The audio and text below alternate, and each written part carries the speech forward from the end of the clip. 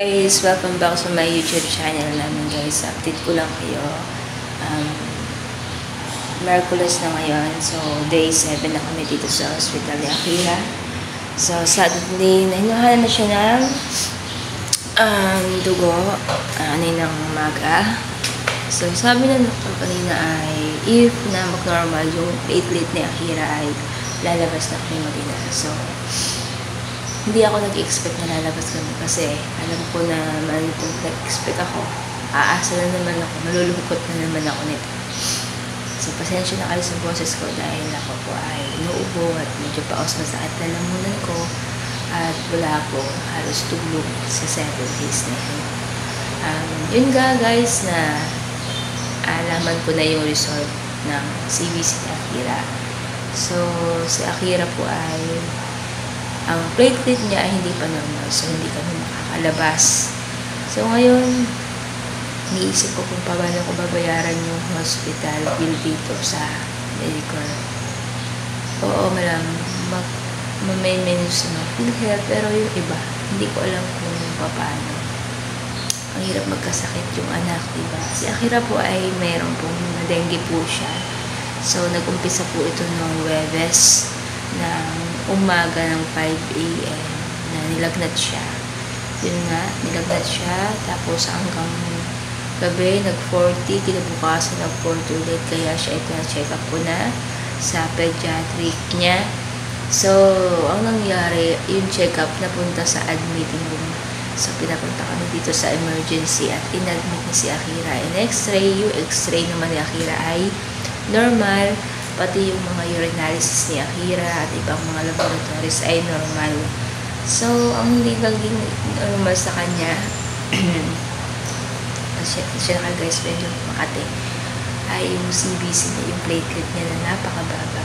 So, ilang days din namin to na bago namin na nalaman na may dengue fever si Akira.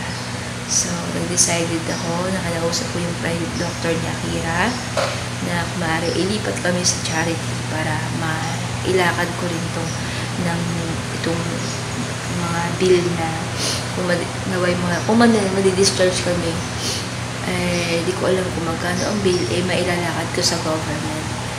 So, yun nga, pumayag naman siya, mabait naman yung pediatric. Private kasi. And then, ngayon, yung kwartong ito guys, private, kasi bawal kami ihalo sa ward.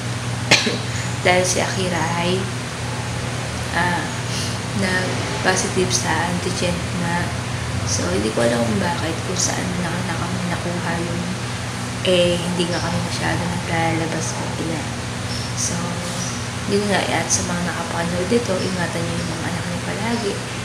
At alagaan, lagyan nyo ng uplosion, kulambuan nyo, yan.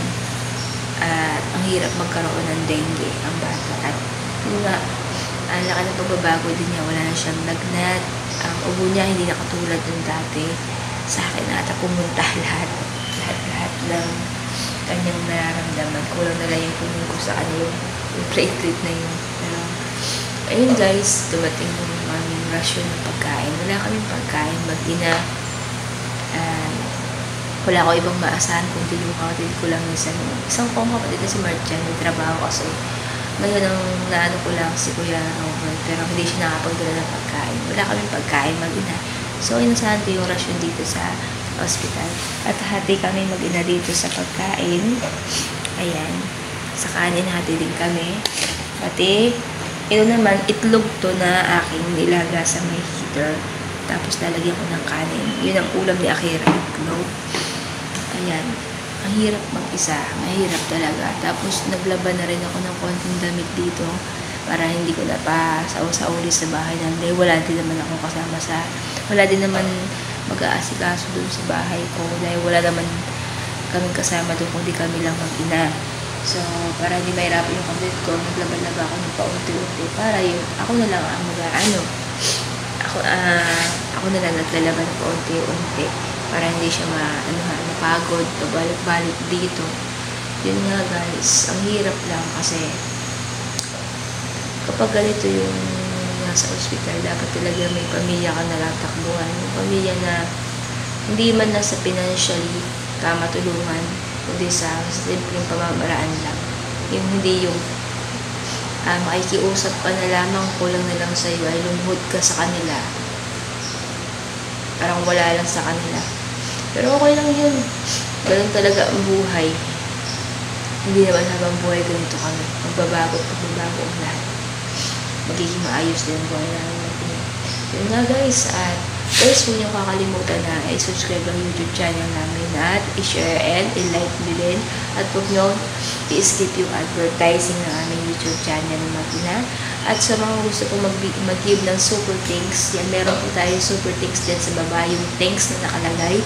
At pwede po kayo mag-donate sa anak ko. Malaking tulong po yan, yung pag-donate kahit 50 pesos, yan, malaking tulong po yan para sa anong revenue, para makuha ng pambili ng gamot ni Akira. Ayun lang guys, at update ko sa inyo ang nangyayari sa amin dito Matina. Sa Akira, ayan, medyo tinahimik sa ngayon dahil walang tugtog siya. Yun nga, kakain muna kami mag-ina. Salamat guys. Bye-bye!